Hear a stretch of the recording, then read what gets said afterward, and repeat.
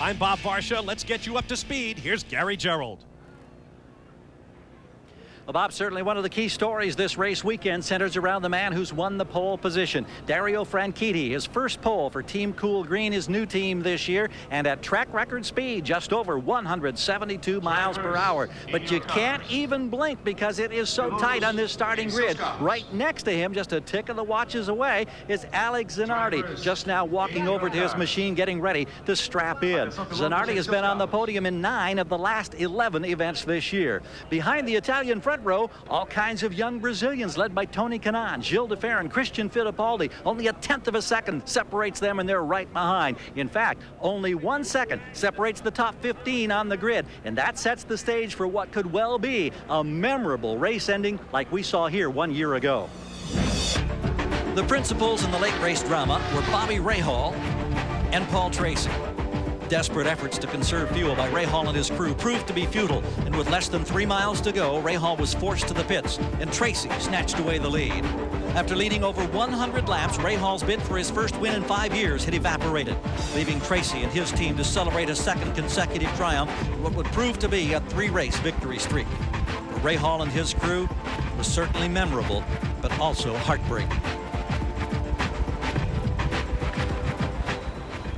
And wouldn't you know that Bobby Rahal and Paul Tracy are gridded right next to each other for this year, but in row number 5. Now, they had an opportunity to win this race last year because they were on a 2-stop strategy. Now, there's plenty of fuel in the fuel tanks to make the distance, but the teams say if you want to stop twice this year, instead of 3 times, you will have to have at least 40 laps of yellow, and you'll have to conserve fuel along the way. Now, the top 4 qualifiers for today are all powered by Honda. Now, they use very high RPM in qualifying to get that done. If this turns into a race to where you're going to need to save fuel, they're going to have to turn down the RPM, and that will tend to level the playing field between the engine manufacturers. But any way you slice it, today this race certainly could be won or lost by what you decide here on pit road. Bob?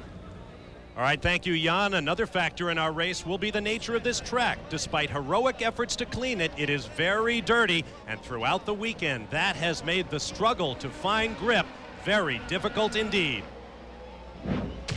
The Sandy Samba began on Friday when last year's winner Paul Tracy tagged the inside guardrail in turn 4. For the second straight race, Andre Ribeiro, a former winner of this race, backed his Penske to the concrete. Former series champion Jimmy Vasser had a big spin off what was rapidly becoming Calamity Corner. And last year's pole sitter Mauricio Gugelmin suffered the effects of squeezing the power on too quickly in 4. The action continued on Saturday in qualifying. Max Pappas understeered into the concrete and performed a wheelie for the crowd on hand. Richie Hearn managed to keep his car off the wall, but brought that crowd to its feet with this pirouette to the infield grass. Al Unser Jr. tore the rear wing off of his Penske in qualifying, and Greg Moore had an identical spin. The car was undamaged, but his tires were toast. So needless to say, we have the makings of a very interesting race today. Hello, everybody. Let's take this opportunity to welcome you to Rio de Janeiro. I'm Bob Varsha, along with kart champion Danny Sullivan, wishing all the moms out there a very happy Mother's Day. Now, Danny, sophisticated race fans are home saying, well, isn't the rule that the drivers have to start the tires they qualified on? We really squared some off yesterday. What will they do? Well, that is the rule, but in the interest of competition and safety, CART allows them to take some tires from their allotment. So they'll put the same specification tires on, but they'll just take a set that they've already used in practice. Now, this is perhaps the most unique racetrack we run on all year long. How do you figure the race will set up? Well, this is an oval track, but it's the closest thing to a road course that we have. We have 2 long straightaways with 2 corners at each end that is heavy under braking, a lot of downshifting. They go down to as low as 3rd gear, then hard on the gas, a drag race to the next corner. We're going to see a lot of exciting racing today. No question about it. Our story is about to unfold. The cars are on the track, warming tires and engines. We'll be back to turn them loose in just a moment. Right now, we want to send you back to Robin Roberts in our ABC Wide World of Sports studio in New York. 400 in Rio de Janeiro. We're just moments away from the green flag. Here's the starting field for today's race. On the pole for the 2nd time in his career, but the first on an oval, Scotsman Dario Franchitti. If he can win, he'll pick up a record $180,000 bonus from Marlboro. He'll start alongside Alex Zanardi, the winner in Long Beach, California earlier this season. On row 2 will be Tony Kanaan, the rookie points leader, the quickest of 7 Brazilians in the field. He starts next to countryman Gil de Ferran. On row 3, Christian Fittipaldi, nephew of the great Emerson Fittipaldi, for whom this track is named, and Brian Herta. On row 4 will be Greg Moore, the championship leader for the first time in his career. He'll be next to Michael Andretti. On row 5 will be the 2 protagonists in last year's great finish, Paul Tracy and Bobby Rahal. On row 6, Helio Castroneves celebrates his 23rd birthday in a race car on home soil for the first time in many years. He'll be next to Mexican Adrian Fernandez, the winner in Japan.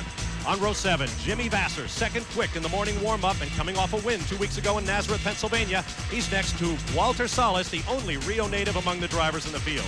Row 8 will be Scott Pruitt and Andre Ribeiro, the 96 winner. On row 9, Patrick Carpentier and Mark Blundell. On row 10 will be Arndt Meyer of Germany, once again in the only Lola chassis in the field, next to Max Pappas from Italy. On row 11 will be Mauricio Gugelmin, who was just cleared to enter this race this past week after his big crash at Nazareth. He'll be next to rookie J.J. Leto. On row 12 will be the Dan Gurney All-American Racers teammates P.J. Jones and Alex Barron. Row 13, Michel Jourdain Jr. and Hiro Matsushita of Japan in the last race of his 9-year kart career. And on row 14, victims of accidents and spins in qualifying, Al Unser Jr. and Richie Hearn. Now here are the stories we'll be following as the day goes on.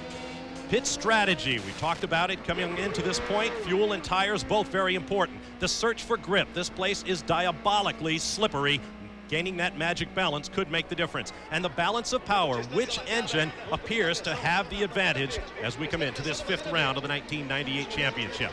Our race analysis, the track, 1.864 miles around. It's called an oval, but it's almost trapezoidal in shape. 133 laps of racing schedule. The defending race winner, Paul Tracy, in a dynamite finish 1 year ago, and will look for the pit window to open between laps 35 and 43.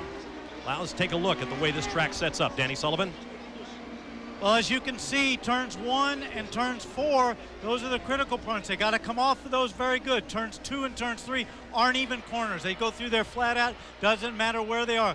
The critical points in practice have been the exits of turn 1 and turn 4, and of course the passing is going into those corners.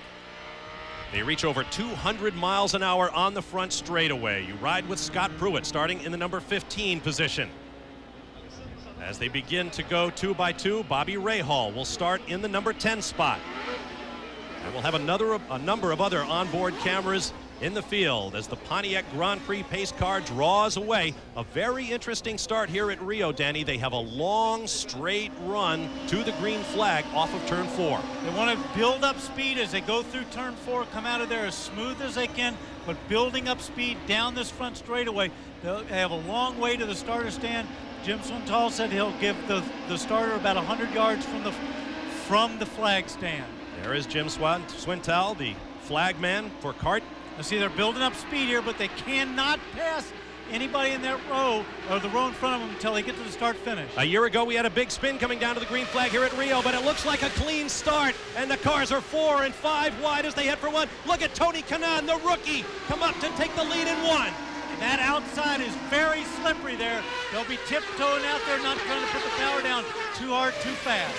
Tony Kanaan with the bright yellow nose on his Honda Reynard, battling with Alex Zanardi in the red car, side by side down the backstretch. They're still 2 by 2.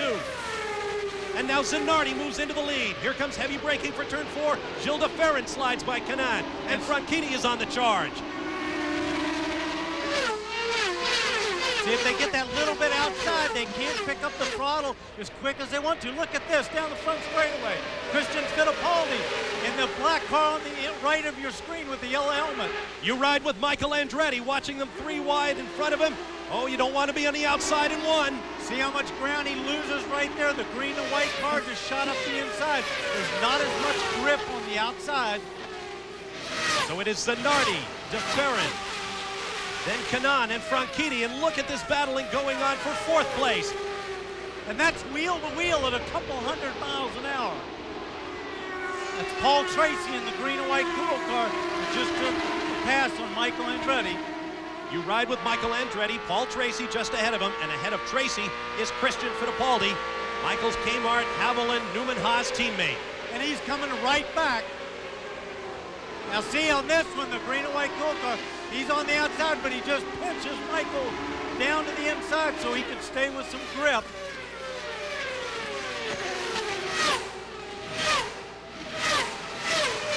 on the backstretch. Repaved during the offseason. They've taken out some of the big undulations, but it's still fairly washboard-like back there. And that's what you see, everybody swinging out there like a snake. They're trying to stay away from the rough spots on the back straightaway.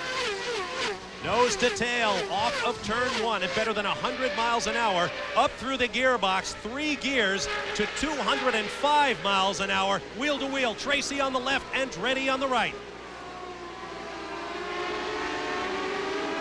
Well, Michael's seen that trick once. He's not going to be forced down onto that apron a second time. You saw him hold his line there. And Greg Moore is coming up behind Paul Tracy now. But what happens there is he has to back out of it. He can't pick up the throttle. Greg Moore gets a run off of there because he has better grip on the inside. Greg Moore, at 23 years of age, in the PPG Cup Championship points lead for the first time in his career. Once again, right up on Tracy's gearbox on the long, long front straightaway here in Rio.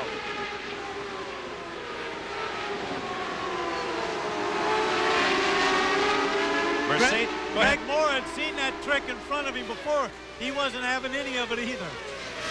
Now, I admire Paul Tracy because what he's trying to do is make a little bit of a groove out there on the outside as this race goes on, that he can get a little bit more grip because they're going to have to go too wide through there, especially when they get into slower cars. As they begin to string out, let's set the running order all the way to the back. Alex Zanardi, Gilles de Ferran, Tony Kanaan, Dario Franchitti, Christian Fittipaldi, then Michael Andretti in 6th. Paul Tracy, Greg Moore, Brian Herta, and Bobby Rahal round out the top 10. Then Adrian Fernandez, Jimmy Vasser, Helio Castroneves, who right now is being attacked by the silver car of Scott Pruitt. He loses that spot. Pruitt up into 13th, Castroneves back to 14th. Then Walter Salas in 15th, Mark Blundell and Patrick Carpentier follow him. Then Art Meyer, Mauricio Gugelmin, Richie Hearn, Michel Jourdain Jr., Andre Ribeiro, Al Unser Jr. in 23rd, P.J. Jones, Alex Barron, J.J. Leto, who's going backwards in the field, Max Pappas, and Hiro Matsushita. Good look there at Adrian Fernandez in the green and orange Tecate Quaker State car. He was the points leader coming into our most recent round at Nazareth, Pennsylvania. But on a cold Monday morning after a Sunday rainout, he hit the wall on lap 1 and scored 0. Bob, even over these cars are 950 horsepower. These guys are driving them like they did in their old the junior formulas when they were coming up. Everybody's slipstreaming, drafting, hoping the guy in front of them makes a mistake. They're so close. Checking the intervals, and Alex Zanardi has a big one over Gilles de Ferran, and then an even larger gap, nearly 2 full seconds to Tony Kanaan. I like the fact that you call that a big gap. I'm sure that Alex Zanardi doesn't think so. Let's get down to the pit lane and Gary Gerould. Bob, a quick note on 2 of those running up front. First, Dario Franchitti. He has put a little more wing in the car. They want a little bit more downforce through the corners where everybody was having a problem in qualifying yesterday. And with track temperatures now of 120 degrees, ambient temperature in the mid-80, they have given up some of the drag, slower speed on the straightaway to be smooth in the corner. Consequently, early, it seems to have hurt him. Also, Gilles de Ferran in his backup car after the morning warm-up, they had a problem with the turbocharger. They blew a stone through there. They didn't know if it damaged the engine. They went to the backup car. It obviously is performing very well. Well, right now, the man with the good performing car is Alex Zanardi, looking to become the first 2-time winner in this young FedEx Championship season. We'll be back with more in a moment. Back on a cloudless, warm day in Rio de Janeiro at the Emerson Fittipaldi Speedway. The CART Rio 400 coming around to complete lap 11. And the race leader at the end of 11 laps as you watch Scott Pruitt head for the pit lane to serve time. Bob, what he's doing a drive-through because he passed somebody before the start-finish line. Not in his row. He moved in front of the car in the row in front of him. And so they do a drive-through. So does Big Mo. He has to do the same thing. They come into the pits down to 60 miles an hour, and that's their penalty. And there is Mauricio Gugelmin also coming back out. Normally, they would use that inside lane as the warm-up lane, but this year, CART officials decided that they would funnel the cars back onto the racetrack on the wide front straightaway. Oh, a big twitch from Kanaan's car. And look who went through. It was Dario Franchitti. See what I mean? They need a mistake to get by because his car's are so equal. Just a little bobble like that, and he loses a spot. And look how quickly everybody's behind him as well. So Kanaan drops out of third spot. Give it to Franchitti. Up front, the car to the left of your screen is Alex Zanardi, the race leader. Gilles de Ferran is definitely closing in. Alex Zanardi has now completed 13 laps in the lead and eclipsed 1,000 career laps in the lead in kart competition, faster than any driver in history, with one exception, Bobby Unser.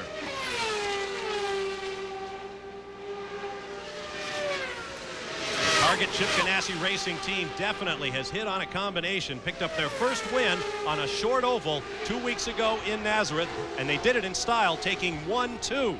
But I tell you what, Alex is not drawing away from Gilles de Ferran. That is a credit to them. That's what their backup car is for. Had a problem, jumped into his backup car, and he's right there. In fact, de Ferran in the Valvoline car for Walker Racing has been in that backup car for much of the weekend. They made sure that the backup was ready to race if they needed it. Turns out they did.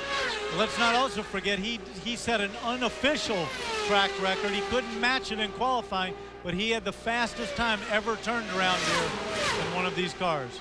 Well over 172 miles an hour in average speed. And when you consider they get down around 100 in these slow corners, 1 and 4, you know they are flying the rest of the way around. Jan Beekes in the pits. Well, you saw Tony Kanaan get loose out there. I checked with Steve Horn.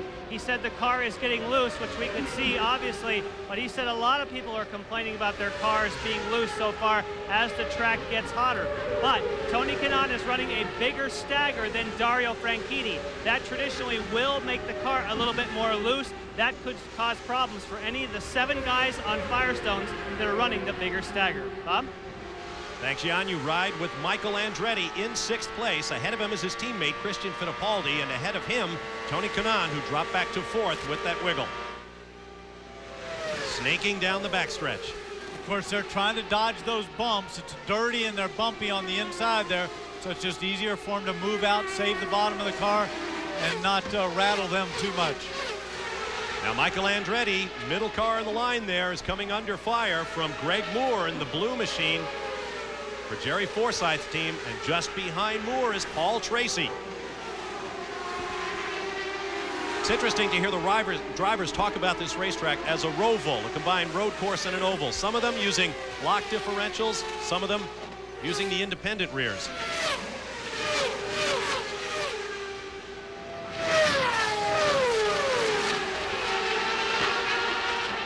I think we should explain to the folks at home too, when we're talking about the grip situation and how difficult that is. What they're trying to do with these long straightaways is run as little wing as possible, make that car as fast as it can go through the air. But the problem is when you take that wing out, of course you'll lose grip, downforce in the corners, so you can't corner as fast. So there's a fine balance there. Right out by the concrete wall, you see Michael Andretti taking the gear. He'll shift again on the backstretch here to get into top gear.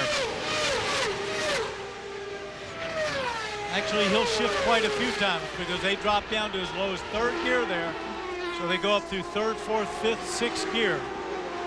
Mauricio Gugelmin, the car that just dropped out the bottom of your screen, is the race leaders, Alex Zanardi, and the ever closer Gilles de Ferran draw up behind to put him a lap down.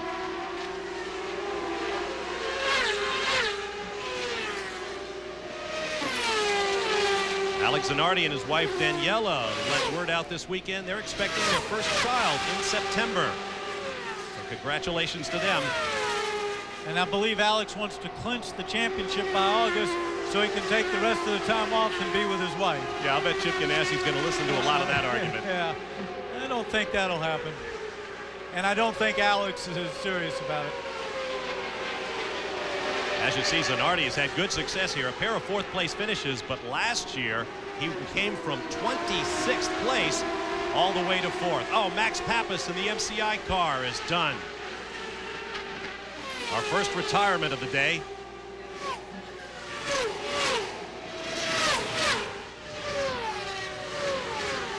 There is de Ferran,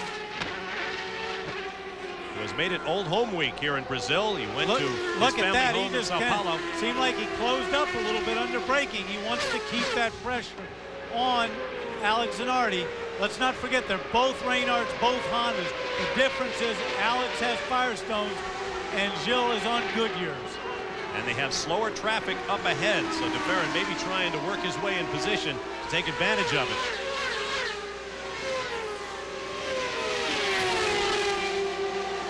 Although there is probably nobody in the series who works traffic quite like Alex Zanardi does.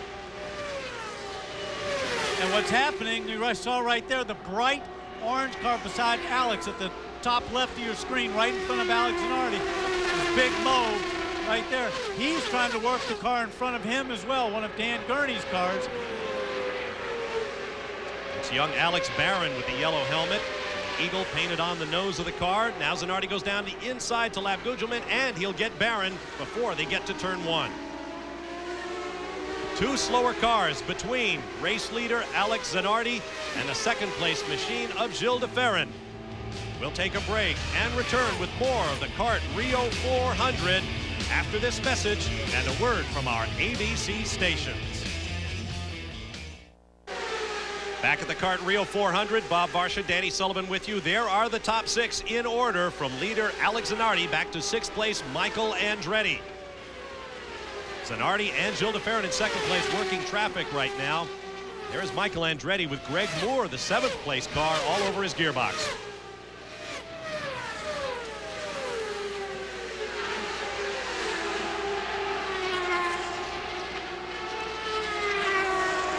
Word from the infield is a broken engine has taken Max Papis out of the race, our first retirement.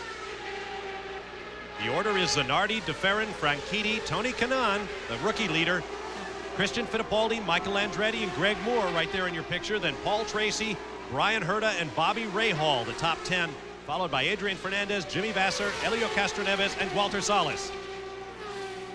And here comes Christian Fittipaldi trying to pass his Brazilian countryman, Tony Kanaan. And Michael right behind him trying to take advantage of it as well. I would say Tony Kanaan's having a little bit of a handling problem, which was reported. A little too much downforce in the car. And if it's a little too loose, that'll cause him slow speed off of the corner and it'll drop him back. Greg Moore now going by in the bright blue car there to your right of your screen. Let's not forget Michael Andretti has never finished this race down here in the top 20 in either times. Greg Moore was leading and had an engine broken, finished 2nd last year. Working lap number 25 of 133. It has been all green flag to this point. The race is moving along at a furious pace, over 166 miles an hour in average speed, just 6 miles an hour slower than Dario Franchitti's pole lap.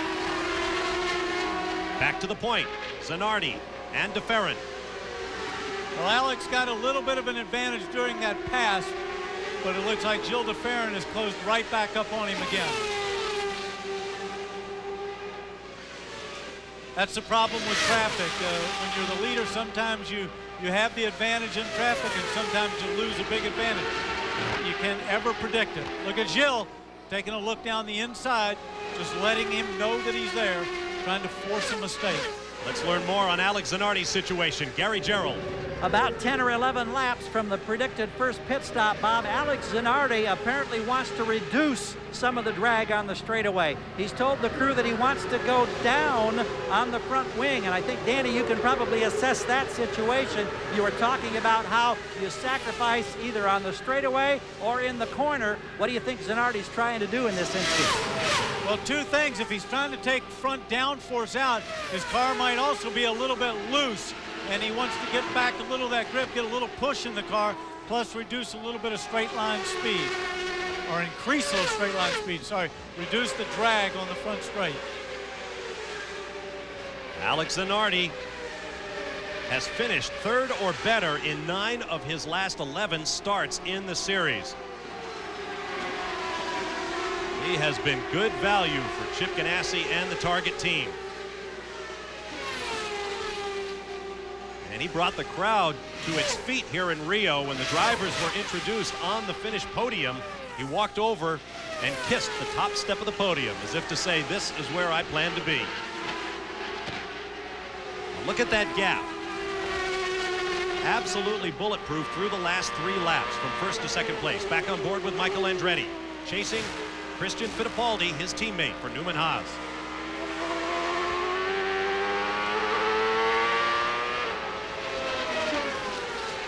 There's P.J. Jones for Dan Gurney's All-American Racers and the Toyota-powered Reynard going out the bottom of your screen, about to be lapped by the bright yellow helmet of Christian Fittipaldi and then Michael Andretti.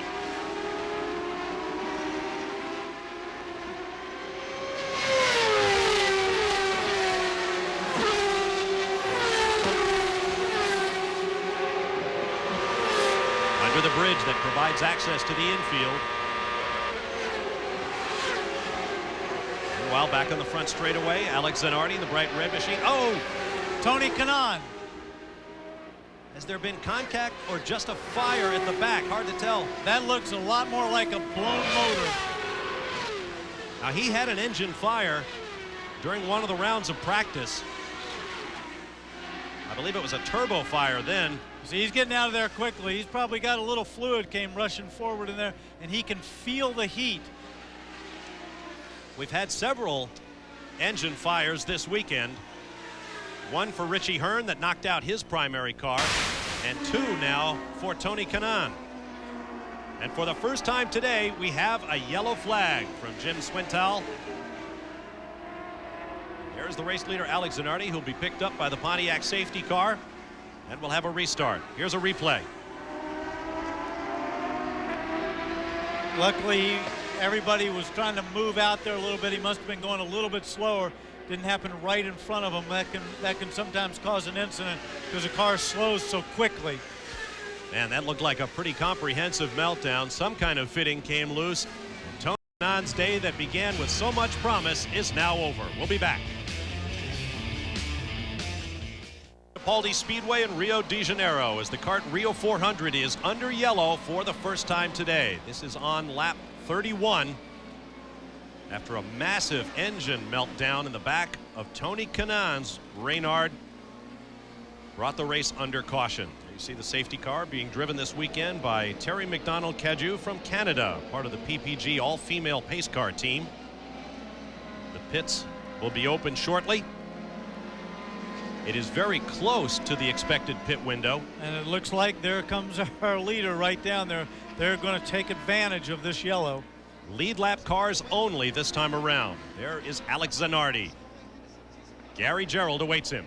And Bob, if there was any question about two-stop or three-stop strategy, this may have answered it. This will be at least a three-stop race. They have elected not to make any changes with the wing configuration they were talking about. They have made an adjustment on tire pressure. Everything routine. Oh, J.J. Leno slides in. Zanardi slides out. 13 seconds. Jan Beekes. Oh. Scrambling going on down there in the pit lane. And Michael Andretti actually ran over a tire that was in the pit lane, so I would imagine he'll have a penalty from that.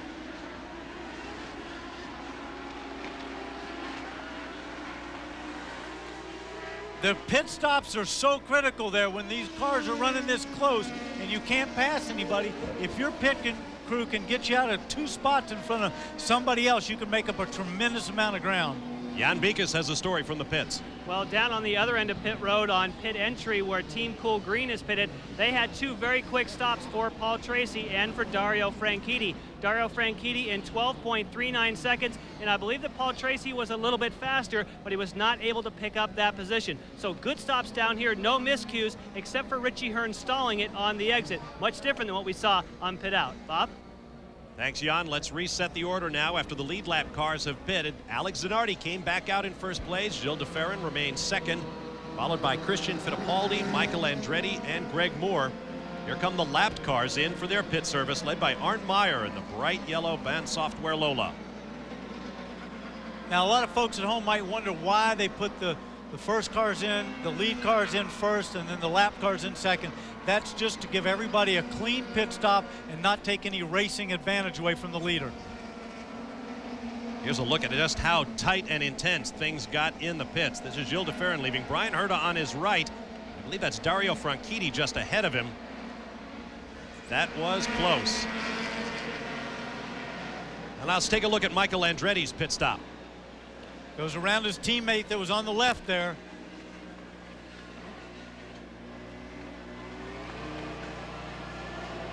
You won't see the tire, but watch when he goes out.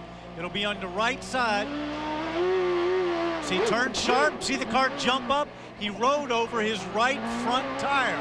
The guy put it away, but Michael had to turn so sharp to get out. And that was Dario Franchitti coming across his bow. I had that running order wrong. Our Omega timing system had not reset. It has now. The order is Alex Zanardi, Dario Franchitti, Michael Andretti, then Paul Tracy, Gilles de Ferran, who lost a lot of spots on that stop, Brian Herta, who gained a few, Christian Fittipaldi dropped all the way back to 7th. Bobby Rahal is now up to 8th from 10th.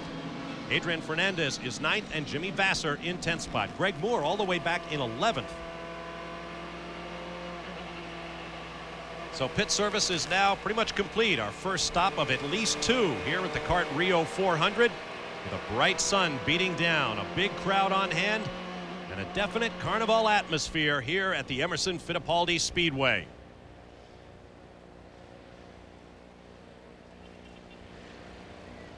The drivers bringing tires back up to temperature in anticipation of what should be a very interesting restart. They always are here in Brazil. Stand by for more from the CART Rio 400. And welcome back to the Emerson Fittipaldi Speedway in Rio de Janeiro. Let's get down to Gary Gerould in the pit lane before we go green. Bob, you mentioned a problem for Gilles de Ferran. He lost positions on the pit stop. Derek Walker, was there a problem or a malfunction with the fueling engagement there? Yeah, the main fueling nozzle had a problem. The safety valve shut off, so it stopped the flow of the fuel. We made a change to it, but it's it seems okay now, but it held us up in the pits. Is this one of these situations where you don't get to test it until you're under race conditions? Well, we used to be able to do wet stops in practice, and now we're not allowed to do that anymore for safety reasons. So it means until we get into the race, it's the only time we can try it, unfortunately. We need to do something else to safeguard that happening again. He's smiling, but I think he's greatly frustrated. You can bet on that. We're preparing for the restart. Here's a look at how everybody fared. Alex Zanardi, as we knew, in and out in first place. Dario Franchitti went from 8th to 2nd on that stop.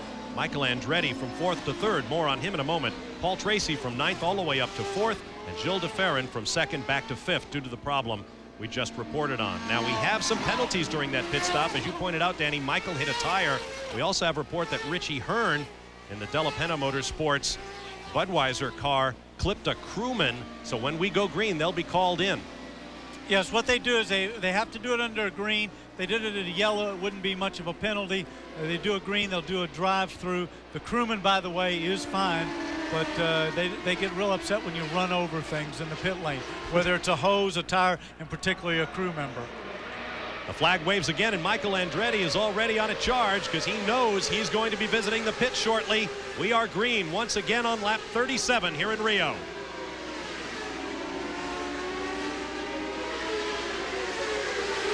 Now, is it me, or does it look like everybody is taking a little time to get up to speed here on those fresh tires? Well, they're going to be a little cautious because the tires aren't up to temperature. You can't do as much as you'd like behind a pace car, and they just want them to be careful on those restarts not to overdo it. Paul Tracy attacks his teammate Dario Franchitti in the Team Cool green cars. Tracy moves up to 3rd, dropping Franchitti to 4th. But there's Michael Andretti heading for the pits. So the order will be Zanardi, Tracy, Franchitti, de Ferran. And de Ferran goes by Franchitti as quickly as that. So de Ferran now up into 3rd place. Wife Angela is here this weekend. The kids are with the grandparents at Sao Paulo. And Gilles de Ferran is enjoying being back home in Brazil. Richie Hearn has also done his drive-through and left the pits at top speed.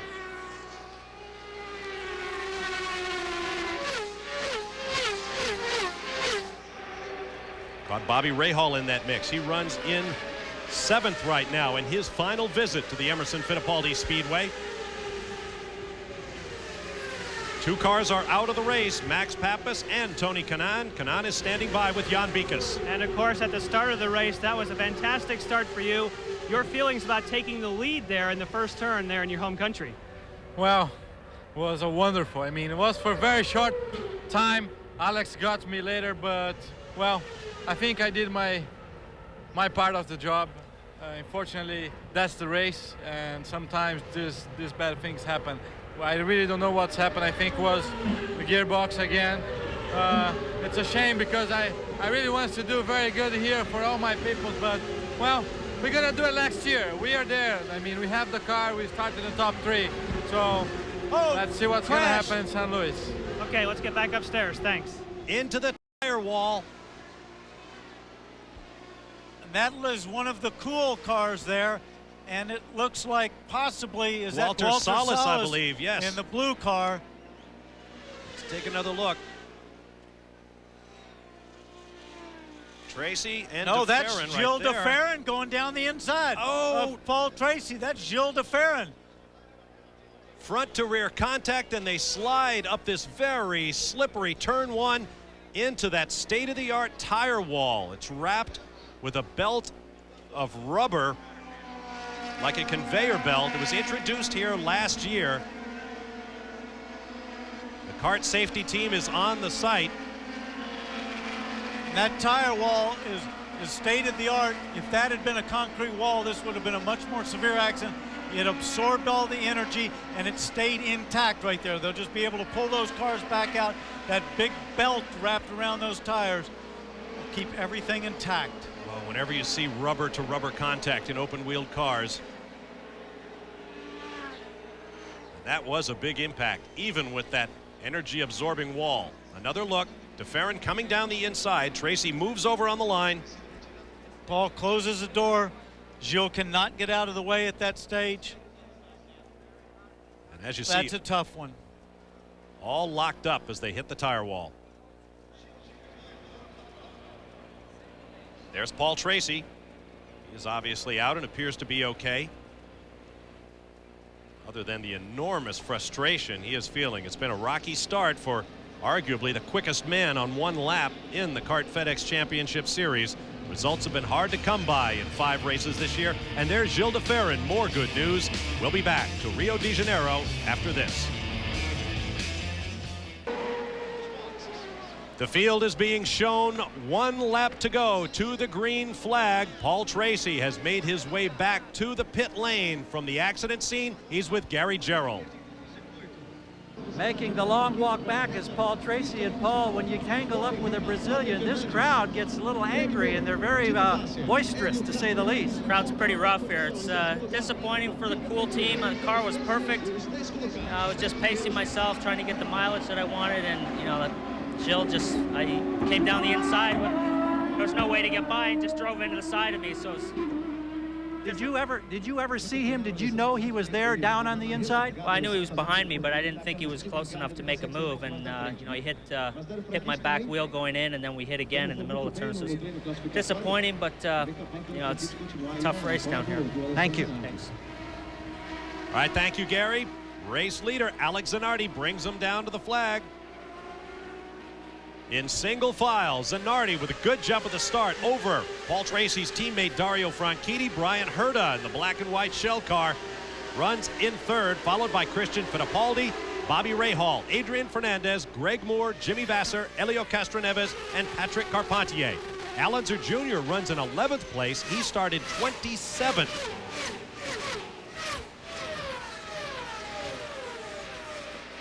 And this racetrack seems to agree with Little Al.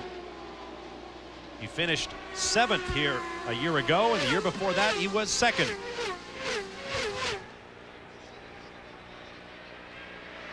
Bright yellow helmet of Christian Fittipaldi. And that black car behind Brian Herta. Each man looking for his first career victory in the FedEx Championship Series. And for Christian Fittipaldi, this marks his return to Brazil. He did not race here last year after his heavy accident on the streets of Surfers Paradise, Australia, that left him with a broken leg. And I'm sure Christian wouldn't mind having his first win right here at home.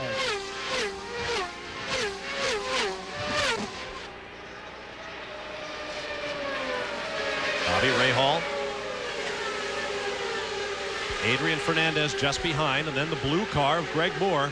Then Vasser. This is Castroneves in the Alumax machine for Tony Bettenhausen's team. They've had a lot of hard luck lately. Castroneves runs second to his countryman Tony Kanaan in the Rookie of the Year running for the Jim Truman Trophy. And with Kanaan already out of this race, Castroneves can make up some serious ground in that championship.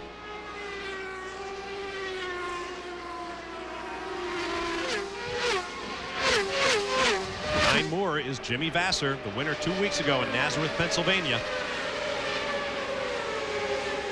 There is Rahal in the white Miller Lite car. Fernandez looking down inside turn 1.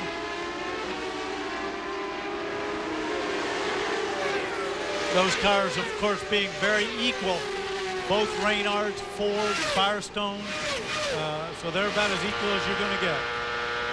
You ride with the man who dominated this race a year ago, leading over 100 of the 133 laps, while his crew crunched the numbers in the pits, trying to make it on 2 stops, and he came up about a gallon short.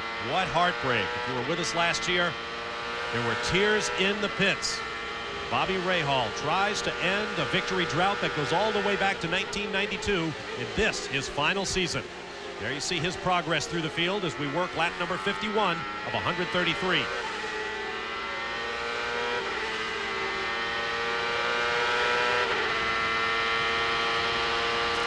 It all looks so calm in there. He's just driving along, taking a Sunday drive, making a nice, easy shift. Believe me, it's not that easy. Very physical these cars are to drive. A lot of loads going through the body. And it is a very warm day in these cars, wrapped in a cocoon of fire retardant fabric, 4 and 5 layers thick. The balaclava, the helmet, the gloves. One thing Bobby Rahal is not using this year that he has in years past are his eyeglasses. He had laser surgery during the offseason, took 17 seconds on each eye. Both he and his teammate Bryan Herta had it, and they said worked like a miracle. I wonder if Bryan has to do everything that Bobby does. Well, you'd certainly think so, judging from their times on the racetrack. They have been in lockstep all season long, qualifying next to each other on the front row for our race in Long Beach, California, round 3 of the season. And they have been just that way here in Rio, within a 10th, if not 100th of a second of one another. Rahal goes wide. Fernandez looks down the inside again. And now Greg Moore pulls up behind Fernandez as Helio Castroneves heads for the pits, and this is a surprise.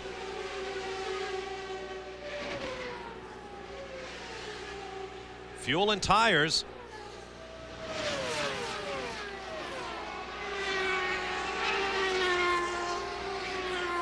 And while the battle continues between Rahal, Fernandez, and Moore, with Jimmy Vasser in that red machine looking on from 8th place.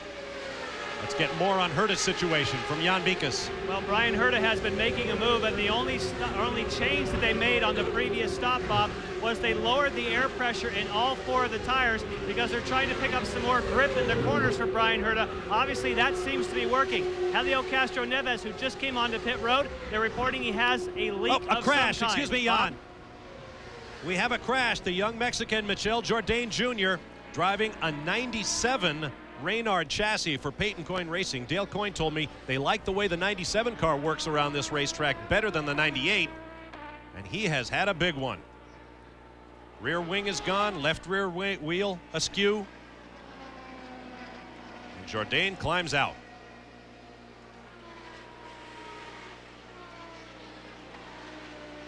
Now, when we talk about one car while we're watching another, that's because our pictures are coming to us from Brazilian SBT television. This is down in turn 1. Once again, there is that tire wall just beyond Jourdain's wreckage.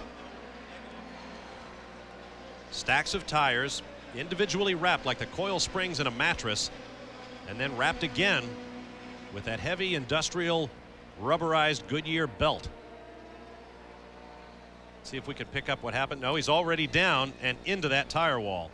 It looks to me like he must have lost it under braking, because you saw he caught the tire wall right at the beginning. So more than likely he lost the car under braking, spun it around, and luckily caught the front part of that tire wall. So we are under caution for the 3rd time today. 15 laps under yellow thus far of the 55 completed. Once again, the Pontiac Grand Prix safety car gathers up the field. The pits will be open in a moment for the lead lap cars. We'll take a break and return for more of the CART Rio 400 after this message and a word from our ABC stations. Emerson Fittipaldi Speedway. Does anyone else see a man reclining in that mountain range in the distance? Around here, they call him Enzo Ferrari. We're under caution. Let's get down to Gary Gerould. Update on Helio Castroneves, Bob. Apparently a throttle sensor broke. They thought it was linkage in the gearbox. That was not the case, but he has been sidelined. Chip Ganassi here calling the shots for race leader Alex Zanardi. How satisfied are you? You made only minor changes on your first pit stop. We had a good first stop, Gary, and we're going to be going green here any second. I got to run. All right, he's ready to go. Jan?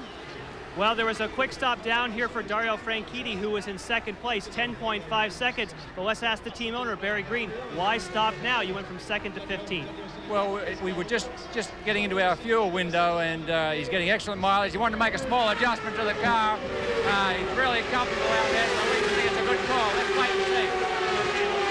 Roger Penske has also brought both his cars in during that time as well. Bob? All right, thank you, Jan. In case you couldn't hear it, both Penske cars for Al Unser Jr. and Andre Ribeiro pitted, fell back in the order. Unser Jr. runs in 16th place. And Andre Ribeiro in 21st. We are back under green on lap number 60 of 133. There's Bryan Herta running in second place with Christian Fittipaldi just behind. And then 3-4 cars nose to tail. Rahal, Fernandez, Moore, Vassar. Patrick Carpentier just behind the 96 Series champion, Jimmy Vasser.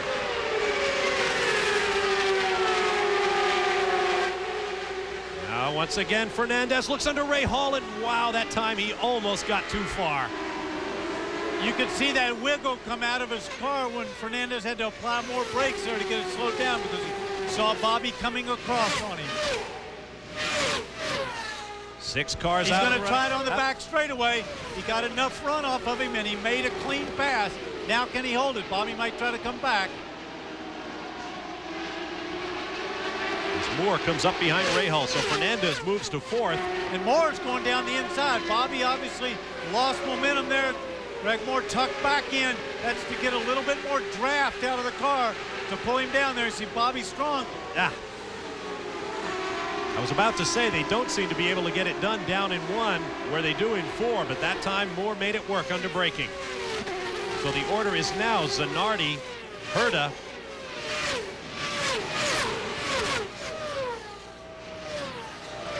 and I'm a little confused. Fittipaldi is still in 3rd place, then Fernandez. But on our screen, sorry, that's Jimmy Vasser trying to make a run right there. The red car just at the back of your screen behind Bobby Rahal. There we go. There's Christian, and then Fernandez, then Greg Moore, then Bobby Rahal, then Vasser. Then Vassar, Carpentier, J.J. Leto, a rookie from Finland, all the way up into 9th place for Carl Hogan's team.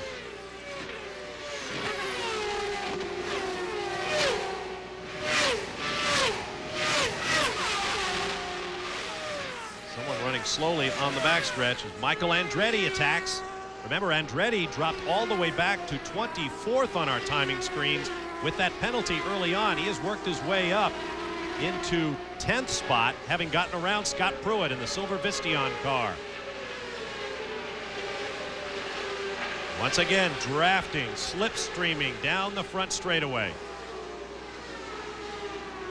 Michael Andretti, who's been in position to win so many times this year, won the season opener at Homestead, then ran out of fuel at Motegi, a crash at Nazareth, the delaminated tire at Long Beach as you ride with Jimmy Vasser.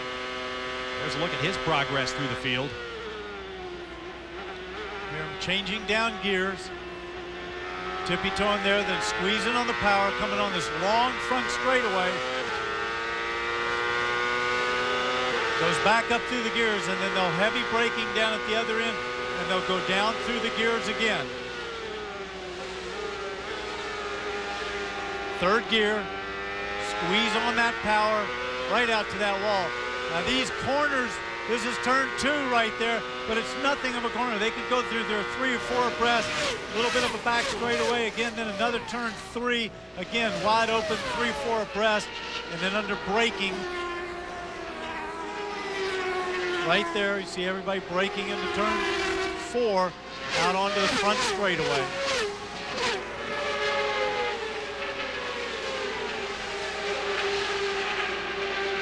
Vassar, Patrick Carpentier, the blue car with the orange dot on the nose, and then Michael Andretti as Michael continues to climb the leaderboard. Let's get down to Gary Gerould in the pit lane. Helio Castroneves' 23rd birthday today, but I know this is a very frustrating end to this part of the day. Tell us what happened with the throttle linkage. Yeah, unfortunately, the throttle linkage broke on the throttle, you know, so the car was running perfect until that. And so it's not giving full throttle on the straight. And thank God it's not stuck in the full throttle, because in a kind of track like that, it's pretty dangerous. What is it like to get a chance to run the Champ Cars for the first time here in front of all these fans and your countrymen? I tell you, it's amazing. The guys, I mean, the Brazilian people, they support me a lot, especially in my birthday, and especially on Mother's Day here in Brazil. So I felt a little responsible, but now I just have to celebrate with everyone. Thank you very much. Thank you. Bob? As you watch, Michael Andretti got around Patrick Carpentier to move into the 8th spot. He runs on the left of your screen. That's Carpentier on the right with Jimmy Vassar just behind. Now you're on board with Michael. With 37 victories to his credit, the winningest active driver in the series. Bob, I don't want to correct you, but that was actually Scott Pruitt behind. Jimmy Vassar's a little bit in front, the one in front of Michael right now. Hey, there's so much going on out here, it's hard to keep up with everybody. It's just great racing at the moment. I was thinking Scott Pruitt and said Jimmy Vassar, so now you understand my problem. Let's ride along here with Michael, and you can listen to what he's doing. Coming through 4 there. Now on the brakes, see his hand go over there on the right, down 2 clicks, 4th gear squeeze on the power. Out on his straightaway, his hand will go down, up a gear, up another gear, 6th gear. Hard on the brakes, down through the gears. Squeeze it on, and now out to the back straightaway. This is all wide open, up through the gears. That's turn 2. I've been through there in a streetcar at about 90 miles an hour. I can't imagine what it's like at about 175. Well, these guys, they really enjoy this track because it's such great racing. The track is not the most demanding except to find that balance. As you see, Michael Andretti is drawing up on the car ahead of him. That is Jimmy Vassar with Bobby Rahal ahead of him. Let's not forget, Michael got a penalty having run over that tire in the pit lane. He dropped a lap down into as low as 24th spot. He's coming all the way back up through the field. This is the kind of track where you can make up a lot of ground. Last year's winner, Paul Tracy, spun en route to victory lane. Kind of reminds me of another racing driver I remember at the Indianapolis Motor Speedway. Gosh, a long time ago now. It is Zanardi, Herta, Fittipaldi, Fernandez, Moore, Rahal, Vassar, Andretti, Carpentier, and Pruitt. Your top 10. We'll be back with more from Rio de Janeiro. The city of Rio de Janeiro is the statue of Christ the Redeemer that stands atop the mountain known as Corcovado, 2,330 feet up. The statue itself is 125 feet tall, weighs over 1,140 tons, and offers a great view of the city. Back at the kart Rio 400, the order is Alex Zanardi, Brian Herta, Christian Fittipaldi, Adrian Fernandez, Greg Moore, Bobby Rahal, Jimmy Vassar, Michael Andretti, Patrick Carpentier, and Scott Pruitt. There's Brian Herta going underneath one of the Penske cars. I believe that's Andre Ribeiro going very slowly down there in turn 1. Bob, what he did there is he saw those guys were racing. He didn't want to interrupt them. That 2nd, 3rd, 4th, 5th, he just moved over to the right, gave him the passing line. He was not going to interrupt the race as far down as he is. Winner of this race just 2 short years ago, Andre Ribeiro, runs well back in the field. See another car right there. That's Mark Blundell in the Motorola car for Pac West Racing. And then what he's doing is he's giving them the racing line. I don't want to interrupt them. I'm not a threat here. I'll move over, give everybody that's dicing for that battle for second a good, clean line. Very professional by both of those drivers. Blundell, too, has memories of this racetrack, but they're not happy ones. 2 years ago, he lost brakes and powered almost head-on into the wall at nearly 200 miles an hour. and limped away with only a broken foot. It was a remarkable episode. He was back in the car before too very long. Now Christian Fittipaldi in the black Newman Haas machine. Kmart sponsorship under fire from Adrian Fernandez for third place.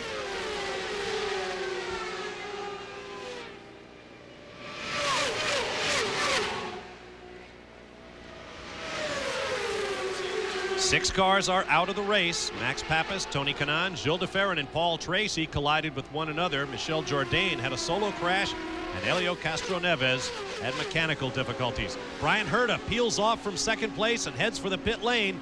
Jan Bikas is there. And he locks up the brakes somewhat coming in, but he is able to hit the marks. These guys want to pull as close to the wall as they can because these fuel hoses are quite short. We're looking, no changes on the front wings.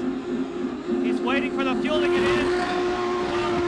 That was 12.86 seconds. Gary? Waiting for Alex Zanardi, Jan. We just saw Michael Andretti, 2 pits to our left, slide by. Herta now exits going by us. And Chip Ganassi and his team continue to wait for the race leader. They were flawless on the first stop. We see the crew members waving, so we know he's on pit road.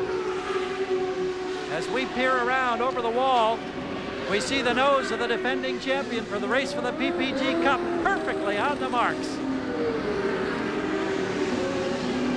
They only changed tire pressures the first time. No wing changes. High revs. Now they disengage and they roll. We got him at 12.2 seconds clean for Zanardi. And there are lots of green flag pit stops going on as Alex Zanardi comes back out on the racetrack with 56 laps to go. Oh, and this Look is at tight this. going out. Was that close? Adrian Fernandez goes right by Greg Moore. But right behind them was Christian Fittipaldi, so they're all bunched together. The interesting thing is, if they stay green the rest of the time, everybody's going to have to make one more stop, at least for a splash of fuel. Christian Fittipaldi goes by, Alex Zanardi goes by Al Unser Jr. There's the view from above Christian's pit as Adrian Fernandez comes alongside, and just ahead there is Greg Moore, who had just exited the players' pits. His teammate Patrick Carpentier also pitted around the same time Michael Andretti did. So as the green flag continues, as you go on board with Scott Pruitt with 55 laps to go, Richie Hearn assumes the race lead over Dario Franchitti, Alex Zanardi, Al Unser Jr., Brian Herta, Adrian Fernandez, Greg Moore, Michael Andretti, Jimmy Vasser, and Patrick Carpentier. And Christian Fittipaldi is back in, Danny. Yes, something must have gone wrong there. They didn't get something right. He's got a problem. It wouldn't come back in that quickly unless there was a major problem there. You see the Newman Haas crew at work on the Kmart car. Fueler and the vent man wearing helmets identical to Christian's. And I saw one of the crew members go, like, snap his hands like something broke down in there. They're looking down. That's where the fuel nozzle goes in the side there, but that's where the vent tube is, and also the air jack right in that area. They're not happy. Something is broken on that car. You don't stand around like that with if you can get your driver back out. There is Richie Hearn, the new race leader in the Budweiser car. A Swift chassis with Ford power and Firestone tires, the only car in the series running that combination. Plus the other Swifts being run in the FedEx Championship are the house cars from Newman Haas for Michael Andretti and Christian Fittipaldi. On board with Richie Hearn, former champion in the Cool Toyota Atlantic Series. Another season with Della Penna Racing, with whom he took that Toyota Atlantic Championship. This is the third different chassis in as many years that Richie has driven in the series. Started with a Reynard 2 years ago, drove a Lola last year, and this year a Swift. And he's had a rather fiery start to his time down here in Rio. He burned the car up in practice. Something happened in the fuel system and ignited the car on like his third or fourth lap out of the pits. They lost that car completely, jumped in his backup car, which he spun before he took the checkered for his qualifying. Had to start down here in dead last because he didn't take the flag. No question, it's been an adventure. As the race leader, Richie Hearn, heads for the pits. Let's go to Jan Bikas. Andre Ribeiro has come down into the Penske pit, and they have now pushed that car all the way back to pit entrance. He lost all the gears in the car, so they are trying to fix it. So obviously, if they're trying to fix that car, they feel it might be a linkage-related problem as opposed to the gearbox itself blowing up. Gary Gerald? Well, Jan Mikas for Christian Fittipaldi, they have come out of the car. There was a piece missing on the refueling apparatus that related to the vent right behind the Dragon's cockpit. They knew it was going to take at least 2 laps to fix it, so they said, that's it, we are done. Christian has just climbed out of the car. We'll get a word with him as soon as we possibly can. That's something interesting. This has not been a good day in Brazil for the Brazilians. We only have one Brazilian left in the race, and that's Big Mo Gugelmin, who's down in 13th spot at the moment. The new race leader is right there, Dario Franchitti, looking for his first career win. 50 laps remain in the CART Rio 400, and the pit stops continue. There's the top 12. We'll be back with more from Rio in a moment. CART Rio 400, Bob Varsha along with Danny Sullivan. And let's update the standing of the Brazilians battling this racetrack in their home country. Walter Salles also remains in the race along with Mauricio Gugelmin. So of the 7 Brazilians that started the day, 2 are still in the running. Salles runs in 15th place, 2 places behind Gugelmin. Salles, of course, is a Carioca. That's a native of Rio de Janeiro is called. Last year we had Roberto Moreno, also a Carioca, on the front row for this race. This year Salles carries the home colors. As we watch Adrian Fernandez running in 5th place. Greg Moore just behind him in 6th. The leader is Dario Franchitti. Alex Zanardi runs 2nd. Then Al Unser Jr., Brian Herta, and that man, Alex Fernandez. Adrian Fernandez. I beg your pardon. What is it with me and names today? Down to the pit lane.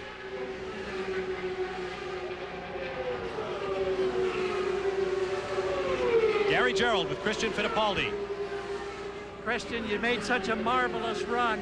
What happened in the refueling process? Do you know what actually broke or malfunctioned? I don't know. Something happened. The fuel just didn't go into the car. I had to do an extra lap, come back in, and apparently when I went out, I lost part of the fueling system, so I couldn't put any fuel in the car. The car was running good. The first pit stop wasn't a very good stop. I came in 4th, went out in 7th or 8th. I think we need to work hard on that. But apart from that, the team did a great job, and I want to thank the team, the sponsors, and come back next year and try to win this race next year. It looked like you had a chance to win this race. Did you feel that even though you had that bad first stop? Oh yeah, definitely, especially because the first stint was the worst for us. It was where I had a lot of tire wear, stint 2, and this last stint, we were getting more rubber in the track, and the car was coming a little bit my way. I'm not going to say it was going to be easy, but I was definitely trying, and I know that I was going to be up there right at the very end. Thanks, Christian. Jan? Well, here's another Brazilian that's having trouble today. Andre Ribeiro winning the first race here, but today it was gearbox. Is that what happened? Yeah, we had a problem with the gearbox. Downshifting on the corners, I start losing the gears, so I was using only 5th and 6th, and then suddenly all gone. It's a shame. Next time, St. Louis is a good track for us. That's what I was going to say. You have tested at St. Louis. Do you think the Penske chassis will be more competitive there? Definitely, yes. We proved this in Miami, in Japan. It's the same type of track. We tested there. The car was competitive. We'll be back on the front. Thanks, Andre. Thank you. Now there is Al Unser Jr. running in 3rd place. He's been quiet all weekend long. In fact, he's been frustrated all weekend long. Then he had the spin and crash in qualifying, started at the back of the field and next to last place. And now here he is circulating in 3rd, about 7 seconds behind the 2nd place car of Alex Zanardi. Checking the pit windows for the top 3 cars, Franchitti, Zanardi, and Unser Jr. The green bands mean green flag racing, the yellow obviously under caution. And Franchitti and Unser Jr. both getting close to what will be their final pit stops. The leader is in. Dario Franchitti with 44 laps still to go, so they have timed it right on the sill of that pit window. What they're hoping for right now is that they do not have to stop again for anything. Yellow, green, if it goes green the rest of the time, they're okay. If a yellow comes out, they can still stay out. They don't have to do anything. He's not coming back into that pit. Dario Franchitti, known as the donator to his mechanics and crewmen because he is such a poor card player. He's given up a big chunk of his salary in friendly hands. Alex Zanardi reassumes the lead. Al Unser Jr. now second. Then Brian Herta to the left of your screen. Then the green and orange car of Adrian Fernandez and Greg Moore in fifth. Let's not forget that Al Unser Jr. is coming into his window of when he's going to have to stop. Alex Zanardi, of course, is pretty full. He's done about 10 laps, so he's got ways to go. This strategy, everybody's working different strategy. We're just going to have to wait till the last lap to see who's actually pays off. Oh, and that is Gualter Salas, who is down in turn one in that tire wall. That has been a very busy place today. Down to Jan Bikas. Well, we thought that Dario Franchitti was coming in with a different strategy. Now the engine is turned off. Yellow flag on the racetrack, but Franchitti has some sort of engine-related problem. They are checking it as we speak, so we will not get to find out if that pit strategy of pitting early is going to play for our pole sitter. Well, Jan, one pit strategy that this yellow is going to help is Al Unser Jr. because he's going to be able to pit under a yellow situation. It'll be interesting to see whether Alex Zanardi does as well and tops it off so he can go the distance without having to make another stop. Let's take another look now at what happened to Gualter Salas. Ooh, a spin down in one. Well, he tried to go in under one of Dan Gurney's cars there, and Dan Gurney's car was not giving way, pinched him down there. Rather than make contact, he tried to go a little bit more on the brakes and spun it around. I believe that was P.J. Jones he went under. We are deep in the second half of the CART Rio 400. We'll be back after this message and a word from our ABC stations. Thank you, Robin. Welcome back to the Emerson Fittipaldi Speedway in Rio de Janeiro, where we are under caution for the fourth time today. Here's a program note. Tonight on ABC at 7 p.m. Eastern, 6 Central, a regal presentation of the most popular animated motion picture of all time, The Lion King. Then a network television premiere, John Travolta and Christian Slater star in the action thriller Broken Arrow, all tonight on ABC. On a beautiful day here at Rio, we're about to go back to racing. Quickly down to Gary Gerold. And a quick update on the race leader, Alex Zanardi, Bob. He was the one who dictated all those teams that came in and gambled a bit because they were on the edge of the pit window to go the rest of the distance. Once he made his commitment, everybody followed him in. But they were saying we're going to have to go down one click on fuel, try to conserve a little bit. But each one of these laps under yellow is greatly helping them ensure that they'll be able to go to the checkered flag without fuel concerns. Incidentally, Adrian Fernandez, now listed in third place, took on fuel only. He liked the set of tires he was on. We'll see how they hold up in the later laps. Alex Zanardi and Greg Moore, who were running very close nose to tail as we prepared for this restart. I think some head games going on out there, Danny. Possibly. Greg Moore, by the way, only took on fuel, not a set of tires. That's the report from down in the pit lane. So we'll see if he can do that many laps on those tires. Lap 98 of 133. The order is Zanardi, Moore, Fernandez, Hearn, Herta, Carpentier, Andretti, Unser, Vassar, and Pruitt, your top 10. Then Mark Blundell, Bobby Rahal, Mauricio Gugelmin, J.J. Leto, Alex Barron, Arndt Meyer, and P.J. Jones. On board with Michael Andretti being passed right and left. It's hard to tell from that shot, but I believe that was Jimmy Vassar. Jimmy Vassar came by Michael Andretti. And Scott Pruitt is slowing, heading for the pit entrance. Pruitt pitting from 14th.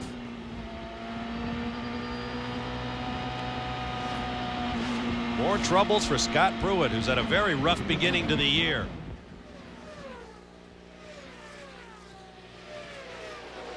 The team immediately dives into the driver compartment. Of course, at this stage of the race, that takes him out of any chance of a good result, even if he gets back out on the track.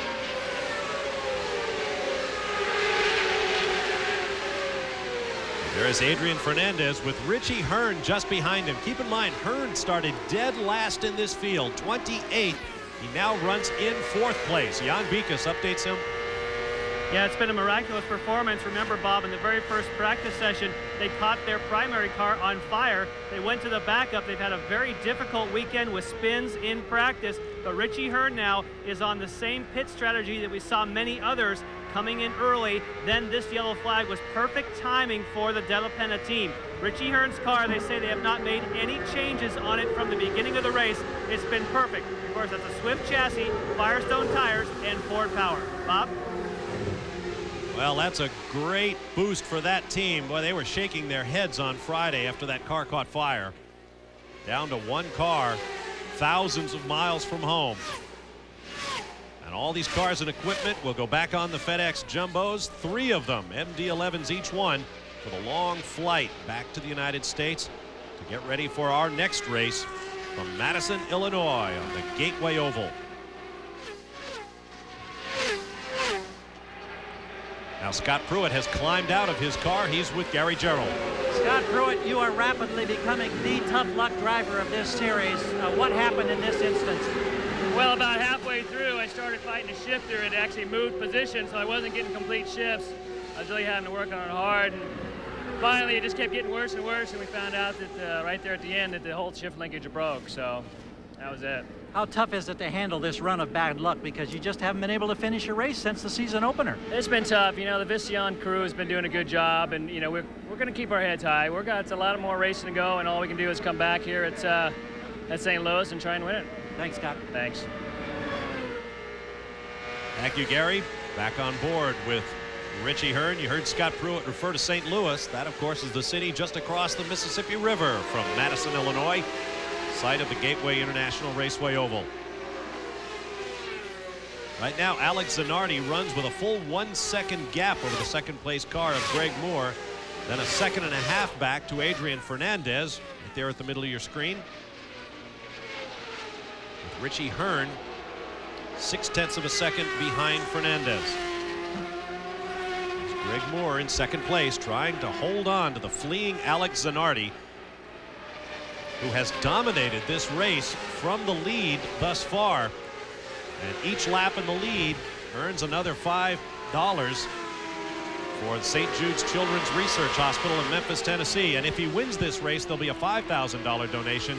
Together, Team Ganassi and Target produced $100,000 in donations to St. Jude's Children's Hospital.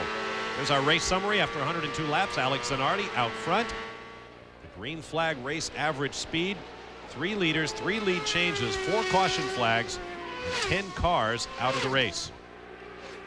I've got to correct you on one thing there, Bob. Greg Moore doesn't want to hold on to Alex Zanardi. He wants to catch him and pass him. He figures he's owed one down here. He had that nice lead. A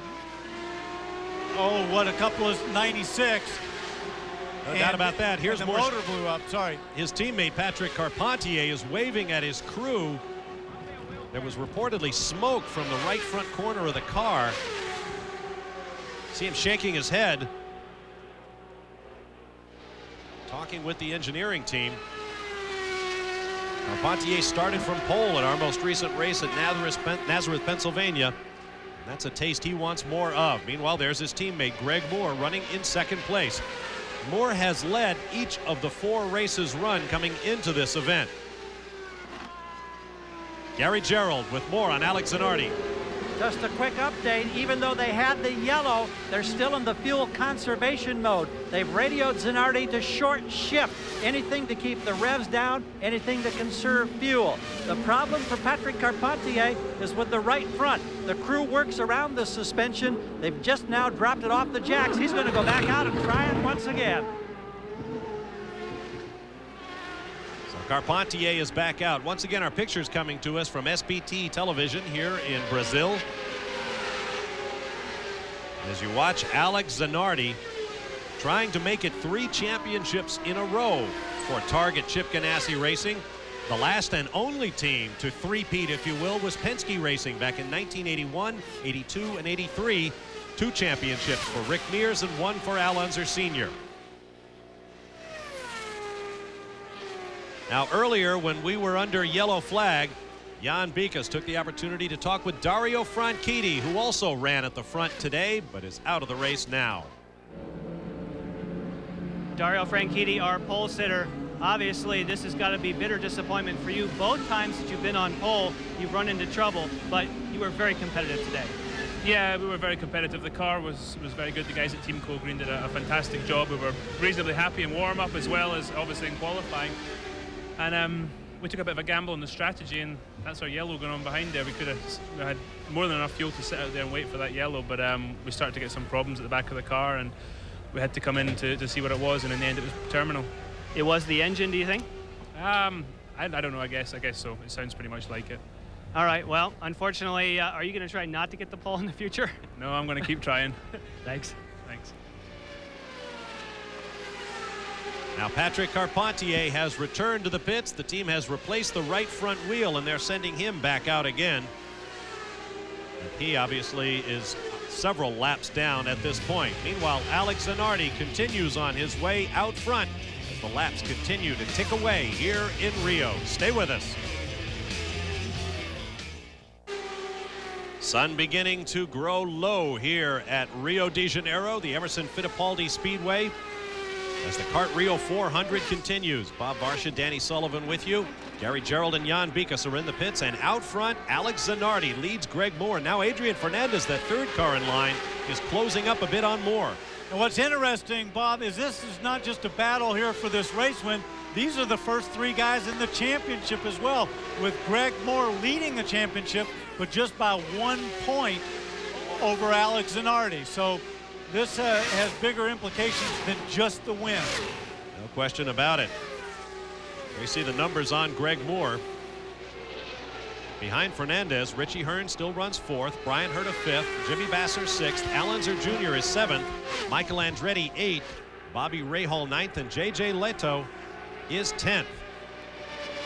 The only rookie in the top 10 right now. There is Moore. Twice a winner in 1997 of the FedEx Championship, and the youngest race winner in the history of the series.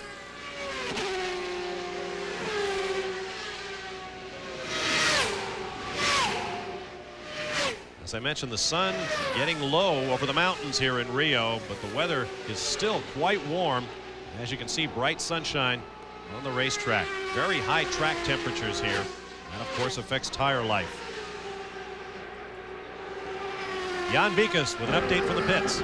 Well, we heard from Gary Gerould about the leaders being concerned about fuel and saving fuel. Well, on this end of pit road, Richie Hearn, Brian Herta, and Al Unser Jr. check with all those teams. They're in the very same situation. They all came in on the same lap, so they're in a similar situation to where they need to be very, very conservative on fuel, and they're not real confident, as far as those guys I mentioned, that they will be able to make it to the end without a splash and go unless they really lean the cars out. Bob? All right, thank you, Jan. We can add to that. Patrick Carpentier has come back in and climbed from his car. After a long fight with the handling, his race is over. Meanwhile, his teammate appears to be closing up on Alex Zanardi.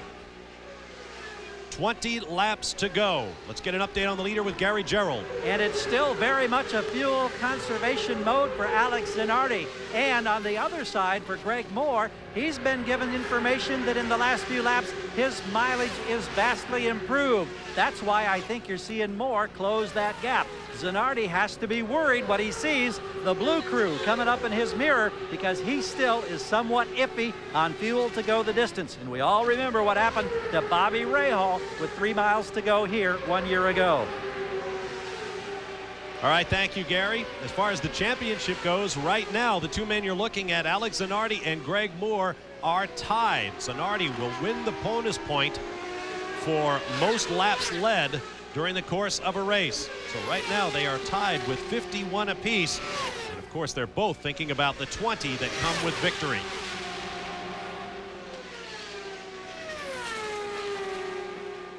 And of course, as Bobby Rahal proved last year, it's not a matter of first or second place points. If you push the fuel too far, you're going to wind up back around 10th place. If you're lucky. Right. If you're lucky, because we've got an awful competitive field right now. This is the Emerson Fittipaldi Speedway, but the actual name of this racetrack is the Emerson Fittipaldi Speedway at the Nelson Piquet International Raceway, which is the name of the entire complex, which includes the International Grand Prix Standard Road Course and both of the track's namesakes. Emerson Fittipaldi and three-time Formula One world champion Nelson Piquet have been all over this racetrack all weekend, delighting the Brazilian fans. Slower traffic coming up, more drawing closer. Jan Bikas has more on Alex Zanardi. Well, actually, on both the two guys running at the front, Alex Zanardi, of course, has Honda power, and both Alex Zanardi and Greg Moore are in Reynards. But they say that the Honda is not nearly as efficient as the Mercedes, and you can tell so by looking at the radiator ducts between the two cars. The Mercedes is much more closed off than what they have with the Honda. So if the Mercedes is more efficient, Greg Moore should have more fuel here to use at the end. Jan, that's a good point, but I think at this stage, both Honda and Mercedes have a brand new engine this year, much smaller packages, and the word in the pit lane is that the Mercedes is a little bit behind. Everybody's making big gains, but I think the Honda is supposed to have a little bit of advantage in the power department. While Jan was speaking, you saw both of the front runners make their way around Hiro Matsushita, and it was close down in turn one for Alex Zanardi. JJ Leto in and out of the pits. He will drop out of the top 10. Well, who do you like from the pit wall? Neil Mickelwright and the Players crew for Jerry Forsyth Racing, or Tom Anderson and his gang at Target Chip Ganassi Racing? They've been doing pretty well. Pit calls basically helped their drivers win the races at Long Beach for Alex Zanardi, and then at Nazareth, that two-stop strategy that helped Jimmy Vasser into victory lane. Well, I think you've probably got to look at the guys that have 2 championships, and Alex Zanardi has been out front all day long. He hasn't really been threatened. They've been close, and they've been keeping the pressure on him, but not the way that Greg Moore would like to be right up his gearbox right now, trying to look for a way past him. And the question comes to, how much are they running the fuel? Are they running at 96%, 94%, 92%? Are they saving a little bit for the end where they're going to turn it up? We don't know. Only the guys in the pits and in the cockpit know that. Just a few car lengths separate them with 15 laps remaining at the CART Rio 400. We'll take a break and return with more. This is going to be another great finish. Here in Rio de Janeiro, the front 2 cars are now nose to tail. Alex Zanardi in red, Greg Moore in blue. Each man a proven winner. Zanardi, the reigning FedEx Series champion. And there will be 12 laps to go in the CART Rio 400 when they cross the stripe. Sorry, did you see how sideways he got? He was on the throttle, got it sideways, trying to take a run off of Greg Moore off of that corner. He nearly wound up in a smoky heap with that yellow car behind him. Here's look another at look. this. Look at Greg sliding that car off of there. Great car control, and boy, he was going to have a go. So Greg Moore's heart is no doubt pounding away. Gary Gerould has more on him. Well, I'm sure that it's pounding from a couple of senses, because we had reported a short time ago that they'd given him the green light on fuel. Well, now that's not the case. Mileage has gone down, and so I just checked in with Neil Mickelwright, and he said, no, we are got to conserve fuel over these last few laps. So this thing is still very much up in the air. We know Zanardi's still in the conservation mode. Now there's a big question mark over that blue car that's right behind him. Oh boy, what a finish this is going to be. As you watch Alex Zanardi off to a great start this year, and that's not his custom in his brief career in the FedEx Championship. In his championship year last year, he scored 115 of his 132 points at the end of the season, but he's already got 1 victory this year in the first half. Down to Jan Bikas with Al Unser Jr. Yes, unfortunately, Al has climbed from his car. Al, what put you out? It was something with the engine. We don't know exactly what right now. But the Marlboro car was running good, you know. We made a hard charge for it, and, you know, my guys, they prepared the car really well today. And what can I say? You know, we gave it our best shot. Thanks, Al. Thank you.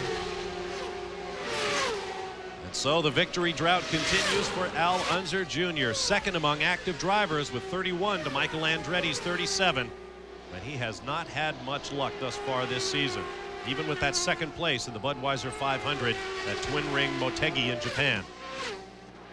10 laps remained in the CART Rio 400 as Alex Zanardi, who remember walked over and kissed the top step of the podium during the driver introductions. He is familiar with that position. Leading Greg Moore.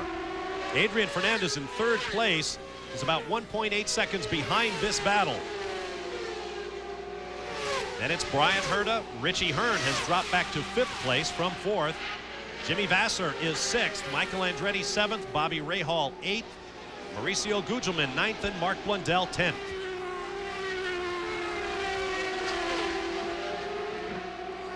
More on Zanardi from Gary Gerould.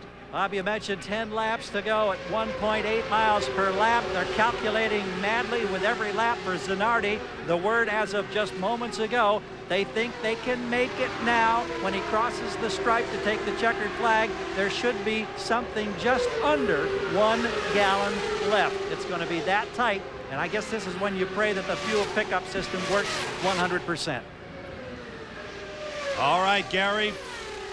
There is Hiro Matsushita pitting late in the going. Looks like this will be a splash and go for the Japanese rider as he winds up his 9-year career in the championship. Robbie Gordon will be back in that car. We'll be back with more after a word from our ABC stations. Back in Rio de Janeiro, Alex Zanardi leads the CART Rio 400. There will be 6 laps to go next time across the finish line. He goes around P.J. Jones and the All-American Racers Toyota machine. There is Greg Moore in blue just coming into your screen. That's going to hurt Greg Moore because PJ's in the way. He can't go around him on the outside. He's going to lose a little bit of ground there. Even this draft won't help him a lot. He needed Alex to be held up by PJ so he could close that gap up a little bit. Timing is everything. Pulled up behind the California driver just at the worst moment on the racetrack. That's no reflection on PJ. He couldn't do anything. Greg Moore wasn't into the corner enough. He had to run his racing line. But the gap remains under a second. 5 laps to go next time across the stripe. Now this helps Greg. This helps Greg right there because that car is slowing up Alex. Alex had to lift coming off. Greg Moore's alongside. Go down the inside. Oh, no, what do you do if you're Arden Meyer in that yellow Lola? He's got the race leader sandwiching him. Oh! And Moore around the outside into 1. Oh, he makes it. Oh, Zanardi's up high. Can he hold it? No, he cut out on the gray. He couldn't do anything. Greg Moore did an incredible move. And kudos to Alex Zanardi for keeping that car under control and off the concrete. There will be 4 laps to go next time by. Zanardi suddenly second. And the championship makes another change. Look at this. What a move by Greg Moore right down the outside.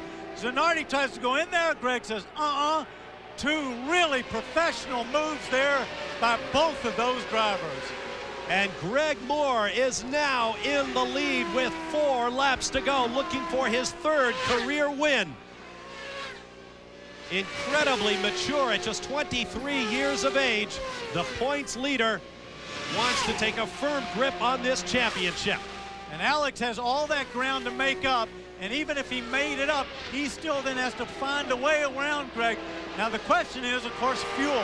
We've all been concerned about that fuel situation. Here comes Michael Andretti going around Zanardi's teammate Jimmy Vasser for 6th place.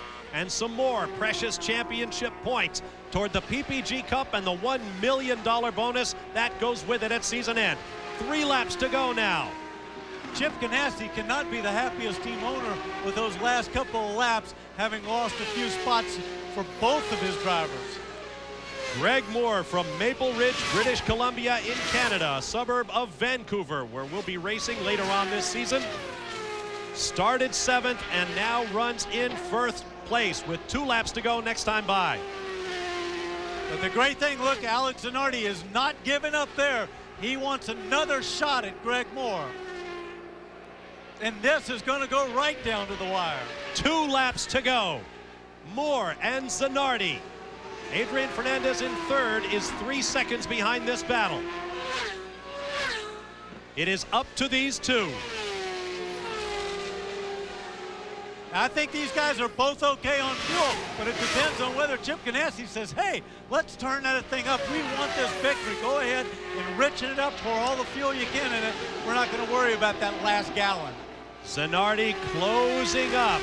We have had 4 different winners in the first 4 races of the FedEx Championship for 1998. Will we get a 5th in as many races? We're about to find out. 1.8 miles to go for Greg Moore.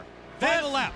This is going to be incredible, because now it's a drag race down to turn 4, and that's the last braking spot. Alex is really going to have to close in under braking here. Zanardi is renowned for his bonsai moves in the closing moments of races. Is he close enough? There's Mark Blundell moving very slowly, letting the race leaders take the corner first. He took it in there deep, but I don't think he has enough.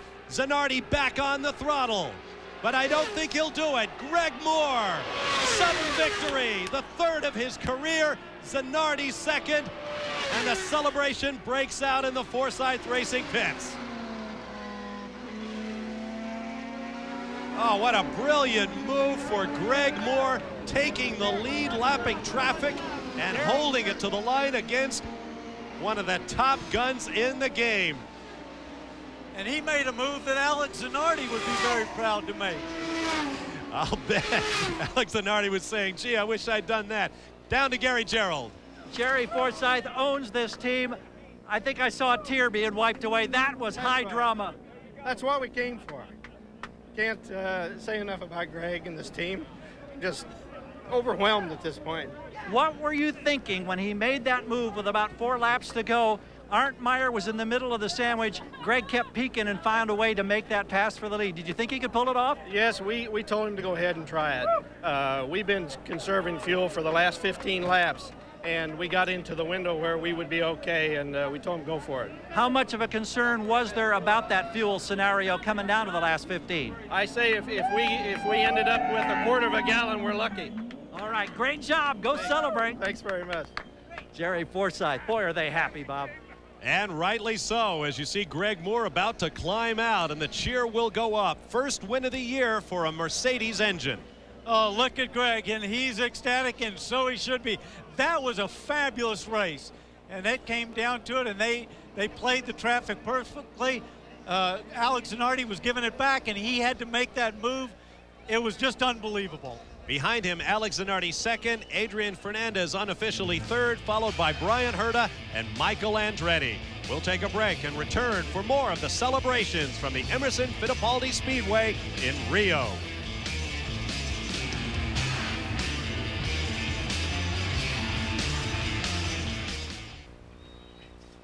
Welcome back to Rio de Janeiro. Danny Sullivan, if we ever needed further proof that some teams were cutting it awfully close here in the closing stages of the CART Rio 400 when it comes to fuel, there is the proof. Well, that is true. This just goes to show you how closely they calculate it. They get it right down there. They cross the finish line. Jimmy Vasser runs out of fuel. He can't even make it back around. Now, one of the guys who wished that he had a little bit more fuel and gone a little bit further down the pit lane is Arndt Meyer. That's right. Meyer rolled to a stop at the pit exit, and he got a visit from Alex Zanardi. Things look pretty peaceable, but CART official Billy Camphausen decided that he would get the Italian away to cool off just a bit. Down to victory lane to Gary Gerould. Oh, the emotion of victory lane. Nothing replaces it. Father, son, Rick and Greg Moore embracing here. And Greg Moore, I guess racing can't get any more exciting than what you've showed us over the last 10 miles or so. Oh, that was really exciting. I mean, we knew we had a good shot, but, you know, Alex was awfully quick down the straightaway. We were a bit quicker than him under braking, and that's all it was. He had a little bubble coming out of 4, and he took the inside. I took the outside. I passed a couple guys that way, and, I mean, good job for the guys. We were back in 11th place. They gave me a pit stop, got me up to like 3rd or 4th, and they did an unreal job. I mean, what a great way to leave Brazil. You saw Arndt Meyer in that bright yellow car, and you knew that this might be your one and only opportunity, I'm sure. Yeah, that was it. I mean, my car, once he got into a bit of traffic in 1 and 4, had a bit of an understeer, so I knew if I got real close to Alex that my car would understeer a bit. Same thing as Miami. You know, Arndt Meyer got in the way of Alex, and I capitalized on it, and I'm just really pleased. Our guys in the booth, and I didn't get a chance to see it, but they said you got it almost sideways one time. How concerned were you of losing it? At that one time, I was really concerned. I thought, oh, you know, God, you know, I had such a good ride going, but you know, but luckily I just let off the gas and turned into it, kind of like I did when I spun on in qualifying yesterday. But I'm just really, really pleased. I mean, what a great day. What does it feel like to be leading this championship chase, knowing that way down the road, come November, there's $1 million pocket of gold? I mean, the $1 million pocket of gold is nice, but I'm still looking for that pole award money. I mean, it should have been mine in Miami. I'm going to get it next weekend in St. Louis. All right, Greg, great job. Thank you. Alex Zanardi, I don't know if I've ever seen you this angry. What did you say to Arne Meyer? Nothing, guys. It's not really his fault. The problem is that in this series, blue flag means nothing. And even when it should, I understand in certain cases when you go lap down, but even when it should, people totally ignore it and nobody take action. That's the real problem. Nobody taking action, never, about these problems. And this is the result. This guy has cost me already 2 points in Homestead and 4 very valuable points today. Nevertheless, I'm obviously happy. The boys at the Target Chip Ganassi Racing were great in the pit stop. We definitely had the fastest car out there. Honda needs to keep working, but they gave us a great engine today, and I think I drove beautifully. But I lost the race. It's impossible. Sounds impossible, but that's the reality. When you talk about driving beautifully, when Greg Moore came across and cut to the outside, did you think you were going into the wall? You went very high out there in turn number 1 when he took the air off your front wings, when he went for the lead. We were very close to make contact. People say that I'm a wild driver, but rather than making contact, I brought home second place. You know, I don't have any interest to finish the race in the wall, so I had to put my wheels up on the curb because he cut on me, which is totally understandable. Actually, I wish to congratulate him for the splendid win. But you know, once that you go on the curb, you don't get much grip, so then the car slid over and run over the dust, and that's why I lost it a little bit. But no, it was under control. Now, how much you were having to save fuel at that point? How much had you turned it back? Were you at a disadvantage as far as fuel goes at the end? We don't know. I think right at the end I had a slight advantage, but the bottom line is that I was faster than Greg, even when I was saving maximum fuel. I think he tried a couple of laps to sort of intimidate me, and then he realized that if he wanted to finish the race, he had to lean down as well. So we were really controlling each other. I had the best car, I was faster, and I had everything in control until that car came on my way again. Okay, well, congratulations on a great finish. Thank you. Well, one thing we've got to explain to everybody what he means by the blue flag. That is an information flag, and it's supposed to tell the slower car that there is a faster car approaching you from behind. Be prepared and move over. And but unfortunately, sometimes that happens in a situation or in a position on the track where the driver can't get out of the way. Hard to fault Arne Meyer in the yellow car right there. He kept his line and let the leaders go around him. Here's a look at the final results of today's race. Greg Moore, his 3rd career win. He has led each of the 5 rounds of the championship thus far, and a victory in today's race. Alex Zanardi 2nd, Adrian Fernandez 3rd. The top 3 men in the championship battle finish in that order on the podium here today, followed by Brian Herta and Michael Andretti. Richie Hearn leads 7th through 12th. Good finish for Alex Barron in his rookie season with Dan Gurney's All-American Racers. And of course, there was much attrition today, including a couple of collisions. The tire walls were tested and a couple of engine fires. But it's that way here in Brazil. We always get dramatic action and close finishes. We'll take a break and return with more from the Emerson Fittipaldi Speedway as the CART 400 continues. Stay with us.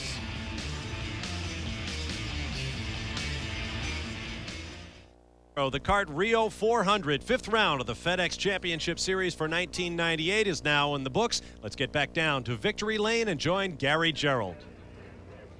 Adrian Fernandez, there was disappointment at Nazareth on the very first lap. Today you kind of justify your existence. You're right back in this championship chase with this 3rd place finish. Must feel very nice. Yeah, we're very excited, especially, you know, after Nazareth, you know, that was a bad mistake, and we came back strong. I knew I didn't have to make any mistakes to be able to get back, and we were worried a little bit about the car because it was not handling properly through qualifying and some of the practice. Very, very slippery. We lost the car in one of the practice and we crashed.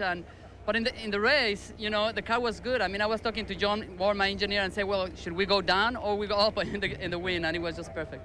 Were you in a position to see what was taking place when Moore made the pass of Zanardi around Arndt Meyer? And were you thinking, maybe I'm going to win this race? Yeah, you know, we were in a very stretched situation of fuel. So everybody was saying, I mean, I just came into the pits this last lap and I ran out of fuel. That close was it. So, you know, I couldn't attack. We just were maintaining. When Moore passed Zanardi, I thought he was running out of fuel. But at the end, he accelerated again. And, you know, at the end, we came third. But I'm happy for that. And I want to say, you know, good day of the mother to my mom in Mexico and all the moms today. It was a great third place for all for the Patrick organization. And it takes a lot of momentum to St. Louis. Nice job. Thank you.